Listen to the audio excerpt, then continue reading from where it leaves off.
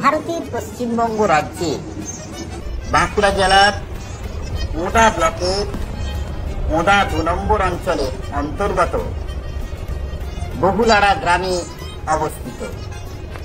এটি সাধারণত মোদা police station থেকে 5 কিলোমিটার, বিষ্ণুপুর থেকে 25 কিলোমিটার এবং বাঁকুড়া সদর থেকে 28 কিলোমিটার দূরে এই মন্দিরটি অবস্থিত। আমরা মন্দিরটির অপরূপ সৌন্দর্য অবগাহন করছি। এই মন্দিরের ভেতরে দেবাদিদেব মহাদেব প্রতিষ্ঠিত। স্থানীয় এলাকার মানুষের কাছ থেকে আমরা জানতে পারলাম মন্দিরের বাইরে 2টি শিবলিঙ্গ রয়েছে। এই শিবলিঙ্গ দুটি দুয়ারি এবং পুয়ারি নামে পরিচিত। এই মন্দিরটির চারপাশে অবস্থিত বিভিন্ন আবাসস্থল। এটি প্রাচীনকালে একটি সমৃদ্ধ বৌদ্ধ কেন্দ্র ছিল। দেউলের পাশে বৌদ্ধস্তূপের ধ্বংসাবশেষ বলে মনে করা হয়, যেখানে বৌদ্ধ ভিক্ষু এবং ভিক্ষুণীদের দেহাবশেষ দাহের পরে সমাহিত করা হতো। এই মন্দিরটি সাধারণত রেড দেউল স্টাইলে। প্রাচীন মন্দিরটি 11 থেকে 12 শতাব্দীতে তৈরি হয়েছে। সূত্রে খবর, এই বহুলুড়া গ্রামের মন্দিরটি অজানা কোনো এক মল্ল রাজবংশ দ্বারা প্রতিষ্ঠিত। তবে এখানে শৈব ধর্ম এবং শক্তি ধর্মের আধিপত্যের আগে এই অঞ্চলটিতে বৌদ্ধ ধর্ম এবং জৈন ধর্ম দ্বারা প্রভাবিত ছিল।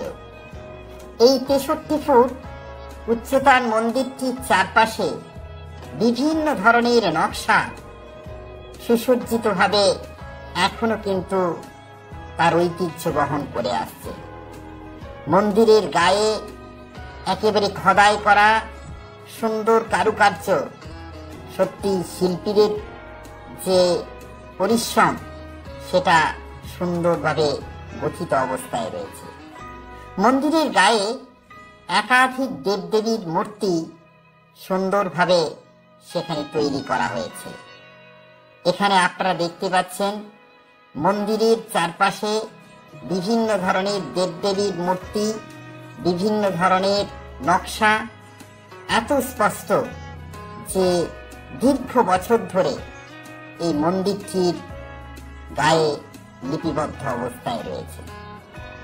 স্বাভাবিকভাবেই বাঁকুড়া জেলার ঐতিহ্যকে সত্যি বহন করে আসছে এই প্রাচীন মন্দিরটি। বর্তমানে এই বহুলুড়া মন্দিরটি এশায়ের তালিকাভুক্ত একটি স্মৃতিস্তম্ভ। গ্রামের মানুষরা প্রতিদিনই এই মন্দিরে নিত্য পূজা করে থাকেন। দূর দূরান্ত থেকে বহু পর্যটক এই বহুলুড়া গ্রামের প্রাচীন মন্দিরটিকে দর্শন করেন। তার পাশাপাশি মন্দিরের দেবতাকে পূজিত করেন। আমরা এই গ্রাম ছাড়িয়ে একেবারে দ্বারকেশ্বর নদীর কাছে চিত্র আপনাদেরকে দেখানোর চেষ্টা করছি, কারণ এই বহুলুড়া গ্রামটি দ্বারকেশ্বর নদীর তীরে অবস্থিত। নদী তীরবর্তী এই প্রান্তিক গ্রামের বিস্তীর্ণ কৃষিক্ষেত্র, তার পাশাপাশি এই প্রাচীন মন্দিরের ঐতিহ্য আজও গ্রামের সংস্কৃতিকে বাঁচিয়ে রেখেছে। এখানে চৈত্র সংক্রান্তির গাজন বিখ্যাত। 3 দিন ধরে এই মন্দিরে শিবের গাজন হয়। যেমন ভাবে একতেশ্বর মন্দির, ষাঁড়েশ্বর মন্দির এবং বহুলুড়া গ্রামের মন্দিরে শিবের যে গাজন সেটা কিন্তু হয়ে থাকে। এছাড়া শিবরাত্রি এবং চৈত্র সংক্রান্তির সময় এখানে মেলা বসে। বহুলুড়া গ্রামের মন্দির আপনাদেরকে দেখানোর চেষ্টা করলাম। আপনারা আসুন, বাঁকুড়াকে ভালোবেসে। ধন্যবাদ।